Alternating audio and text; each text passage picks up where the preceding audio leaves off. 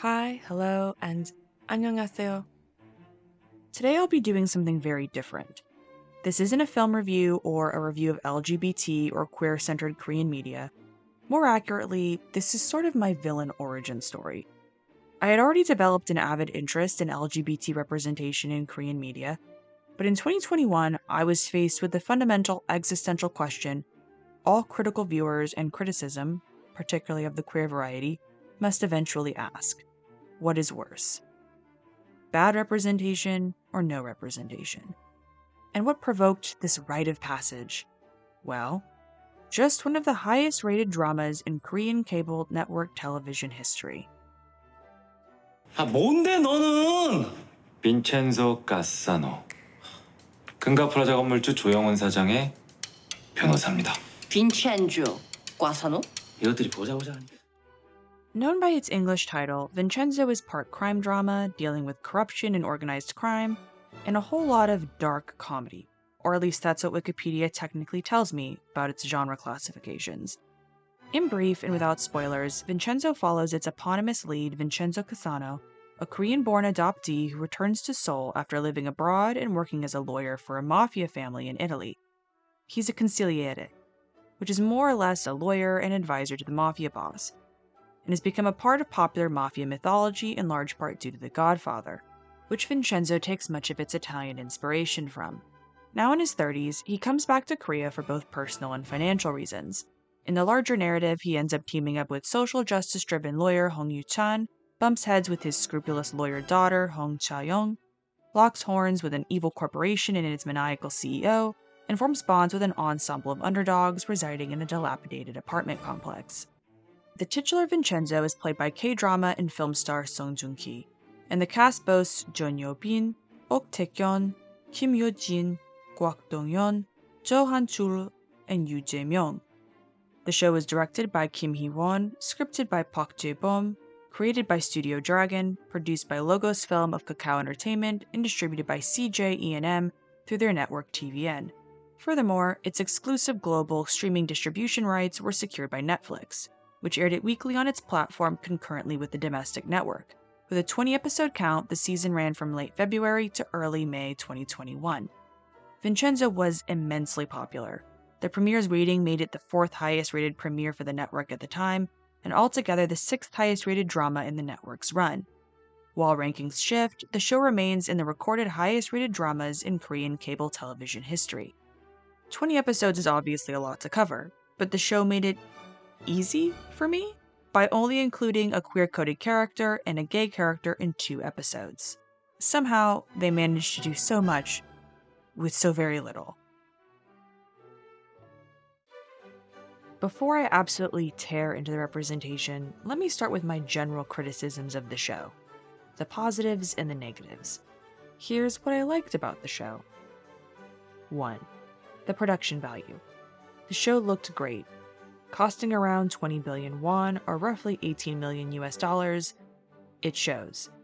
It's a nice looking show, easily among the top 20 highest costing K-dramas to produce, which is impressive since it's a contemporary set rather than a historical drama. 2. The suits and costuming. Vincenzo wears a lot of suits in this show, and he looks fantastic in them. 3. The stunt and fight choreography as well as the effects used for action set pieces. They were well done.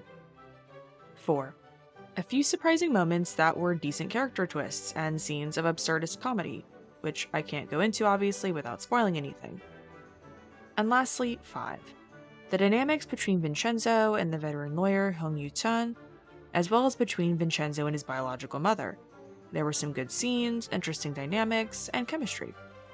You might notice that what I liked are half aesthetic choices possible due to their high budget, and a few isolated moments between characters in a show that runs around 27 hours long in total, give or take depending on credits. Here's what I didn't like about the show, independent of its homophobic representation choices. 1. The editing and pacing. The average K-drama, once it's on Netflix, is about 16 episodes, but for some reason they refused to edit this show at all. Every episode was like a feature-length movie, flirting with a 90-minute runtime. This is not Crash Landing on You. It didn't need to be this long. This meant the plot was stretched out, deflating moments of potential catharsis and hindering the effectiveness of character arcs because it's a lot of filler or scenes that go on for too long. Plus, it is a slogging 20 episodes long, to reiterate. 2. The death stakes, or lack thereof. Vincenzo is a show intensely focused on corruption and criminality, from the mafia to corporations, doctors, lawyers, and prosecutors, and individuals generally. This is combined with a nonchalant approach to death that I think is supposed to be dark comedy. As a result, the body count of this show mounts and mounts with every episode and is treated so casually and chronically that death, after the first third of the show, ceases to have any weight or impact. Like Squid Game has technically hundreds of deaths, most highly repetitive in method, but its compelling 9 episodes, as well as the strength of its characters, imbue death and the show's commentary with substance. 3. The romance. Like many a drama, maybe even most of them, regardless of genre, there is a romance subplot. And here it flounders hard. There's not enough to support the romantic footing that's supposed to be occurring between Vincenzo and his rambunctious lawyer accomplice, Chaeyoung. It's not consistently built up throughout the show, and by the end, we're again supposed to be aboard the ship. But the boat wasn't built, just some planks thrown onto the water, and I'm supposed to sail that into the sunset apparently. 4. The stale romantic coupling also highlights a fundamental character issue with its protagonist. Let me sketch Vincenzo for you, a mental picture if you will. He's well dressed, donning expensive tailored suits, hair perfectly styled, no blemishes. He dramatically flips a golden lighter in his hand in slow motion. He's intelligent, elegant, hyper-capable, confident. Nothing phases him. He always has a plan A, plan B, and plan G. Of course, returning to Seoul and staying in a rundown apartment building, he's kind of a fish out of water. Still, he speaks perfect Korean somehow, as though he never left. All in all, he's like an action hero. Always ready to fight, guaranteed to win that fight, and have the last word.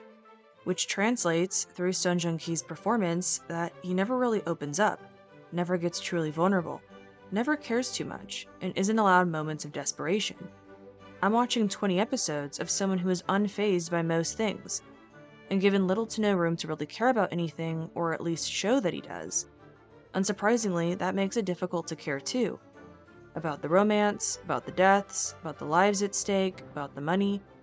It's all sleek and polished, pretty on the surface, but with no heart or even much of a brain to be honest. So I'm dealing with a show where the main character exhibits little emotion, death has no stakes, the romance is unearned, and that goes on too long because the editor or director couldn't make much needed cuts. And then I heard about the character of Hwan Min-sung. Before I'd even watched Vincenzo, a few fan videos started appearing in my YouTube recommendations. These ones, to be exact. If you're somehow unaware, it's very common when a drama airs, if it has a close male friendship or tense relationship between male characters, these videos almost always get produced. They're fan edits that cast these dynamics in a more homoerotic light. I can't and shouldn't speak to the gender, sexuality, or individual circumstances of the creators, obviously. But these videos, whether labeled bromance or shipping videos, are commonplace. When I saw these, I questioned for a single fleeting second, is there some gay in this? The very next moment, I knew with a sense of dread that whatever representation may be in a show this big would likely not be positive or satisfying. But honestly, I severely underestimated how bad it would be. Let's examine what Vincenzo's position is in the show, physically, aesthetically, and sexually. Son Joong-ki is undeniably considered an attractive man and likely heartthrob of Korean media. He's a star known for his visuals, educational background, pretty strong brand appeal, and popularity in most dramas. As Vincenzo, he's characterized as the most elegant, most appealing, and irresistible man, and an unbeatable foe. In every single episode, not a single character, from the villains to the ensemble cast to one-line supporting roles, can encounter Vincenzo without commenting on how attractive he is, how good he smells, how he wears a suit, etc. This is played to excessive amounts to bolster Vincenzo's desirability. He accepts each comment and glance with a confident smirk or an indifferent look. Every woman wants him, every man wants to be him, and in episodes 7 and 8, men want to be with him. The first sign of queer-coded or homoerotic attention occurs in episode 7. Vincenzo and Chaeyoung go to a tailor to purchase him a new suit. The male tailor is in complete awe over Vincenzo. His visuals, his proportions, his style. It's clearly a desiring gaze that flatters Vincenzo initially. By the end of the sale, Vincenzo's mood shifts to an uncomfortable shiver. The tailor has done nothing. Not stated his attraction directly, not touched him inappropriately, and not hit on him. When leaving the shop, Vincenzo, having accepted the attention and completed the service, turns cold, tense, and with a hint of disgust. A disgust that will increase in the next episode. The show's basic structure pits Vincenzo and company against a new morally bankrupt adversary, usually another tentacle of the evil conglomerate, Babel Group. In episode 8, the center antagonist is a young man named Hwang Min-sung. He's the CEO of a financial group that will provide aid and credibility to Babel after yet another scandal. So the homophobia in this episode is layered. First, we have the representation of Min-sung, which aggressively traffics in negative stereotypes of gay men. Second, we add the homophobic reactions and responses of Vincenzo, which the show's narrative and world condones. Lastly, there's the unknowable reasoning behind director Kim Hee-won and screenwriter Park Jae-bum to include this in the first place. Mind you, these choices have some coverage from English language recappers, but a lot had absolutely no issue with it or just very matter-of-factly list the events. Kudos to those that did put something in writing to acknowledge it, though. So who is Hwang Min-sung? And exactly what happens in this episode? Well, Vincenzo and his cohort's goal is to publicly sabotage the relationship between Babel and this financial group so the latter can't help the former dig itself out of a hole. Chaeyoung then briefs Vincenzo on Min-sung's backstory. He grew up rich and entitled. His father died when he was younger, so he had no stable paternal figure, just a domineering mother. She keeps him on a short leash and has the real decision power despite his CEO position. He's a mama's boy. He's also gay. Not only that, but he's a predator. He finds men he likes, usually based on their looks, gets close to them, flaunts his wealth, then, when they reject anything more, he beats them within an inch of their lives. Lastly, he uses his status as well as the shame and social stigma around homosexuality to keep the men silent. Unarguably, all that I've described means Min-sung is not a good person. He deserves to go to prison for the crimes he's committed. But to these facts, Vincenzo does not react at all. No shock, no dismay, no sudden push for mafia-style justice. He could care less about Min-sung's behavior or his victims. So his motivations for the rest of the episode are not driven by any conviction that Min-sung is a bad person who does bad things, or that Vincenzo is just the right person to give him his dues. First, he just sets out to charm Min-sung, to get some dirt on him. The fact that he has to even be physically close to him, drink with him, or let Min-sung look at him or touch his hand already makes him cringe. Chaeyoung then tells him that the only way to get what they want is for Vincenzo to actually seduce him, to the extent that they can find leverage. His complete disgust at the idea is played for comedy. Reminder, this is Vincenzo. This is a man who has tortured people, who has killed people, including shooting someone in front of a child. He has done things coolly, dispassionately, and without any real remorse. For the most part, because he may have actually gotten some satisfaction from these tasks. But the mission of pretending to seduce another man, which he achieves without kissing or sexual intimacy, evokes such a response of disgust and contempt that it's almost enough to have him refuse a necessary step to his long-planned master scheme.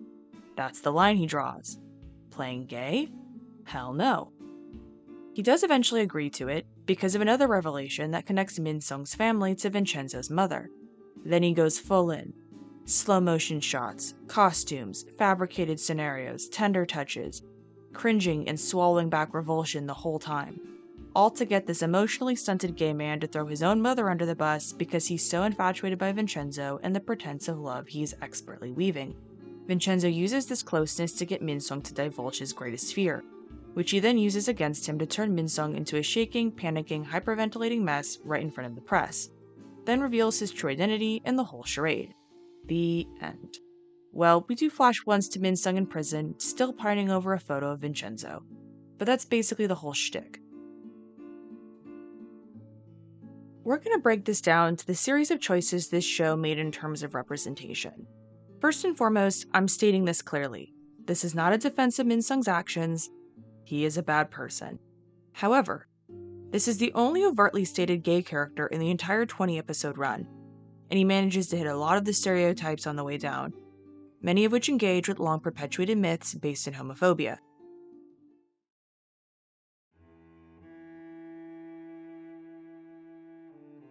Stereotypes are mental pictures that represent an oversimplified opinion, a prejudiced attitude, or an uncritical judgment about all people or things with a particular characteristic. Further, a group of people with a shared characteristic, such as sexuality, gender identity, and expression, are then connected with a set of traits and behaviors.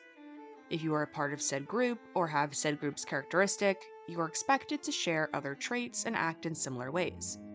These beliefs or stereotypes are then repeated and spread across a population through shared media and pop culture, education and laws, parenting and communities. This repetition implies a pattern, which is reinforced each time it is repeated. The longer a stereotype is around, the more it is repeated, the harder it is to disprove or lessen its potential harm. Art and media at large are particularly good at this because they can just as easily familiarize and reinforce a stereotype to an innumerable amount of viewers as they can deconstruct and subvert them. The expectations become a mental shorthand in our shared cultural imagination, a biased belief that informs how we perceive, judge, and act towards other people. A stereotype can be created, whether from within or without a community, whether 100 years ago or 10 years ago, and be repeated exponentially and still today, regardless of who you are, how you've lived your life, and what your group or community is like. It'll still influence how you're treated, what rights you have, and whether your humanity is recognized. Who's using a stereotype, whom it is wielded against, the power dynamic between the two, and the context it is used in are all important factors in understanding its impact. So if we take Vincenzo, a show consistently topping the ratings every week it was watched domestically, garnering between 2 and 4 million viewers per episode, and that also placed in the top 10 most popular shows each week it dropped on Netflix, the currently most subscribed to streaming service in the world, what could that impact possibly be? Keep that in mind as we now turn to Hwang Min-sung and the stereotypes he's embodying. 1. That gay men inherit feminine qualities. This draws on the false conflations among sex, gender, and sexuality, that they're the same thing or that they're mutually exclusive. That to be male requires set standards of masculinity and heterosexuality, and vice versa, and to deviate from that puts one's sex, gender, and sexuality into question. Furthermore, it leans into misogynistic thinking that considers any quality associated with femininity as inferior and emasculating, such as perceived vanity and an obsession with looks. Min-sung's whims are entirely guided by the visuals of a man, and he meets his victims at the gym or in male-segregated spaces. His power also comes completely from his mother's position.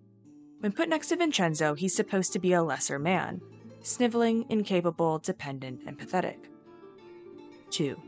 That gay men are man-eaters, jumping from man to man, aggressive and manipulative, and pursuing their objects of desire regardless of their sexuality. Min-sung doesn't take no for an answer and leaves plenty of victims in his wake, looking for the ultimate man. 3. That gay people's sexuality is the result of a traumatic childhood, absent parental figure, or a lack of a two-parent household. For gay men, this becomes more specific to not having a paternal or masculine role model, and or having a close relationship with their mother who may or may not have a domineering personality. A mama's boy. And that is to the T how Min-sung is described and characterized. 4. That this supposed connection between gay people's trauma and their sexuality jumps to the dangerous conclusion that any non-heterosexual identity could be considered a mental illness in and of itself, a disorder that is incorrectly sourced to internal conflict over being deviant, or deviation from the heterosexual norm, rather than more meaningful obstacles like social stigma, bigotry, internalized homophobia, bullying, or fear. And 5. That this sexuality-driven mental illness makes gay people prone to mental instability and violent behavior. This violent behavior often manifests as sadistic violence or sexual predatory tendencies. Check, check, and check. Min-sung runs the full gamut. A mentally unstable, violent mama's boy and sexual predator who preys on all men. Although if we look more critically, Min-sung's monstrous behavior is actually the result of his sense of entitlement, stemming from his inherited wealth and social status as well as his early upbringing with his father. a predator against women who value neither his objects of sexual desire as people nor their consent. Environment and nurture, not nature. Again, this is not a defense of his behavior or his crimes. However, it's kind of interesting to compare Vincenzo and Min-sung. Vincenzo had an absent mother, was adopted into a mafia family where he had a criminal father figure, tortured and killed people without remorse, can't walk around without a perfect suit and an air of entitlement, and yet as the protagonist and in how he is written, Vincenzo is the moral superior. He's in the right here. Yes, he's the protagonist, but the defining trait that separates them is that one is straight and the other is gay. One is an anti-hero and the other a villain.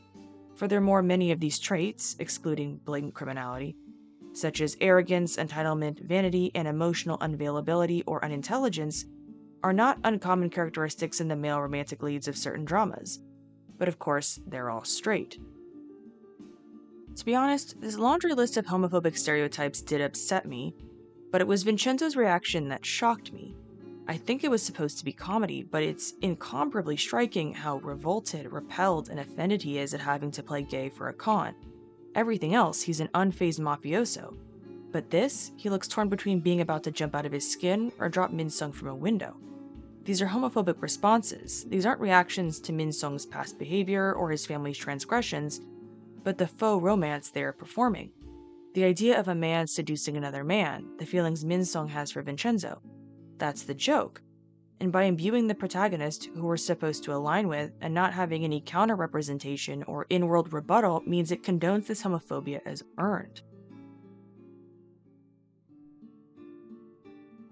For the last layer, it might be asked why director Kim Hee-won and screenwriter Park Jae-bum chose to include this. Obviously, I can't know the answer. Vincenzo is an original story, not a remake or reboot or adaptation, so they could have done anything else. If Min-sung had been a straight woman instead, then her victims could be silenced by the stigma of domestic violence, especially with male victims. Vincenzo's seduction skills would be on full display and evoke Cha-young's jealousy, building the romantic tension between them. If Min-sung had to be gay, then omitting Vincenzo's disgust would capture his universal sex appeal, and then maybe he could be someone standing up to a bully. Perhaps he could have incorporated the victims into the revenge plot, which he had done in prior schemes. Or cut to scenes of victims relieved that their assailant had been caught, something to distinguish the unique villainy of Min-sung from the average gay man.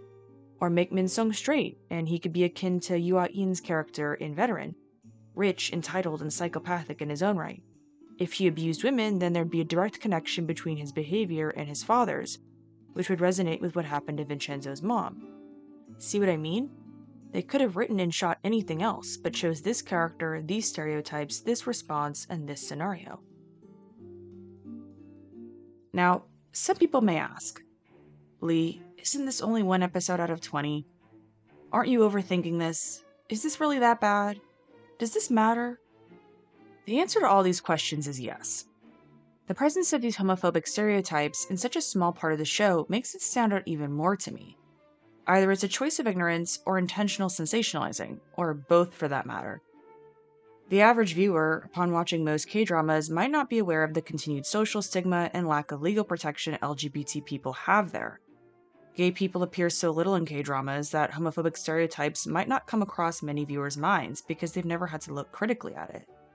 There's a lack of context for where these stereotypes come from and how scarce representation is, so they don't seem like stereotypes or potentially harmful. These are my main issues, ultimately, with Vincenzo's representation choices, made by director Kim Hee-won and screenwriter Park Jae-bum. It's subpar storytelling. Compared to the ideas I proposed before, Min-sung's storyline just doesn't work as well thematically and does very little for the plot and characters. It's mediocre and shallow as a narrative and repulsive as homophobic sensationalizing. It may be the joke, but the punchline isn't very funny. It's both cruel to a queer viewer and demands cruelty in return from everyone else. Cruel might seem like a strong word, but stay with me. When I wade into the conversations of violence in narrative media, like dramas or films, the most important questions to me are, what is the violence saying? What is the violence doing? What does the director intend for me to feel or achieve through watching said violence? Whether it be emotional, psychological, physical, sexual, etc. Vincenzo is largely about an amoral lead who fights against immoral villains for personal gain until he starts being motivated by more moral reasons. and the fighting usually involves illegal means and methods, often violent in one way or another. An anti-hero's journey. So what are we, the viewers, supposed to feel about Vincenzo's violence? Emotional and psychological towards the gay men he's encountering. As the lead, no matter how amoral, Vincenzo is positioned against the immoral and undeniable evil of his foes. So when he dispenses violence, we are meant to experience pleasure and achieve catharsis. Pleasure in his disgust towards gay people. Pleasure in his contempt towards gay people. Pleasure in his repulsion towards gay people. Pleasure in the monstrousness and demonization of gay characters. Pleasure in the humiliation, manipulation, and righteous vengeance towards gay people. Pleasure in the homophobia. If Vincenzo is doing the right thing, regardless if it's for the right reason, then those who oppose him are wrong. And there is no rebuttal or nuance or caveats to say, well, this is one person, #not all gays. This is the lead being homophobic and demanding, as the eyes through which we see the show's world, that we enjoy it. Now, imagine two people. One a queer youth, let's say a middle or high school boy. They tune into this drama. What does this violence say to them? What is it doing to them? What is it asking them to feel about people with similar desires to them? To vocalize those desires, you'll be a pervert, a predator. People will be disgusted by you. You're only like this because you have mommy issues and no dad. Pathetic, stay in the closet, stay quiet, or end up a recognizable monster and in prison. And there's no one in the show to refute that, to challenge that, to assure you that yes, some people, regardless of orientation, take advantage and hurt others. But that's not everyone, that's not you, there's nothing wrong with you. Now let's say the other person grows up in a homophobic society, as many in this world are, whether that means invisibility, prejudice, or persecution. All you see is shows like Vincenzo as your primary window to LGBT people. Otherwise, you don't interact with them or watch anything that counters that, of which there is little. To this person, gay people are now disgusting, gross, violent creatures to be feared. This might make you throw literal shit at a pride parade. This might make you picket outside a gay club. This might make you carry signs that condemn others to eternal hellfire. This might make you vote assembly people into office to stall anti-discrimination laws. This might make you even go out of your way to Itaewon, one of the 2 LGBT cultural districts in Seoul, and attack an out gay pop idol and call him a dirty gay. What isn't up for grabs is when popular media tells you it's okay to feel that way. It's right to fear and be repulsed by them. Now, do I think the creators saw a mediascape mostly bereft of LGBT representation, let alone nuanced parts, where the characters that do exist are either background jokes and aren't allowed to kiss on screen, in an industry where the closet is a requirement, in a society where bigots regularly picket public spaces and government buildings, and then intentionally produced a big-budget show to be seen by millions that use stereotypes of gay men to depict a villain that the audience is supposed to be disgusted by as well as laugh at? Intentions are a tricky thing, and sometimes they don't matter. And while it may seem like I'm singling out Vincenzo, it clearly doesn't exist in a vacuum. Many, if not most, K-dramas sidestep the blatant homophobia entirely by omitting or making invisible any and all LGBT characters, communities, and issues, despite how many of these shows take place in Seoul, the country's most populous city which has the largest LGBT population. Others make them into jokes, others side-eye them with quick one-off gay panic punchlines, and still others condone the homophobia of their leads. So I would like to also recommend the videos of Marie TB. They create excellent compilations of tropes in K-dramas, including LGBT representation, and plainly outline the basic discourses of gender and sexuality. So even if you can't stand to hear me rant, please check their videos out and find comfort, as I did, in the comments of those who've watched Vincenzo and other shows and recognized how dangerous it is to normalize these kinds of representation choices, especially with media that will be widely seen domestically and globally. This kind of bigotry is swallowed easily when it's surrounded by polished production values, star brand appeal, and perpetuates what a society already thinks of its citizens. So Joong-ki, a fancy suit, and a golden lighter help the medicine go down. For some, it tastes sweet, and for others, bitter and hating. Poisonous. Until next time, goodbye, farewell, and 안녕히 계세요.